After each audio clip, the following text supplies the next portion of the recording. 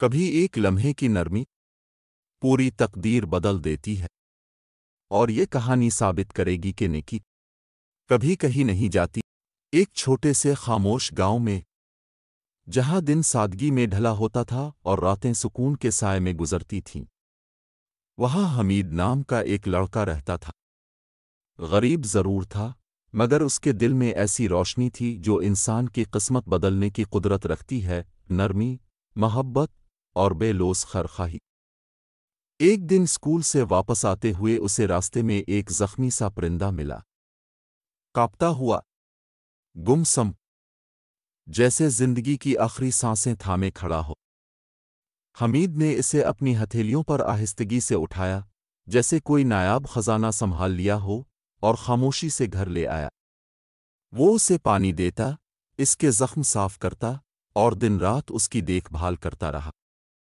وقت نے کروٹ لی، اور پرندہ آہستہ آہستہ سنبھلنے لگا۔ پھر ایک صبح، امید کی پہلی کرن کے ساتھ، وہ دوبارہ پروں کو ہوا سونپنے کے قابل ہو گیا۔ حمید نے کھڑکی کھولی اور ایک سچے دل سے اسے آزاد کر دیا۔ مگر آزادی کے بعد بھی پرندہ الفاڑتی الفاڑتی واپس اس کے دروازے پر آ بیٹھا، جیسے شکریہ کا وہ لفظ جو لفظوں میں نہیں کہا جا سکتا، صرف محسوس ہوتا ہے۔ کچھ ہفتوں بعد گاؤں پر طوفان ٹوٹ پڑا۔ درخت ہوا کے سامنے بے بس، چھتے ہوا میں بکھرتی ہوئی، ہر طرف خوف اور افراتفری۔ ایسے میں حمید گھر سے باہر ہی نکل رہا تھا کہ اچانک وہی پرندہ اس کے ہاتھ پر آ بیٹھا، بے چین، گھبرایا ہوا، پھر فوراً ایک طرف الفاڑنے لگا جیسے کسی بڑے خطرے سے خبردار کر رہا ہو۔ حمید اس کے پیچھے چلا، اور چند قدم ہی آگے بڑھا تھا کہ اس کے گھر کے پاس ایک بھاری درخت زمین پر آ گرا، بالکل اسی جگہ جہاں وہ ایک لمحہ پہلے کھڑا تھا۔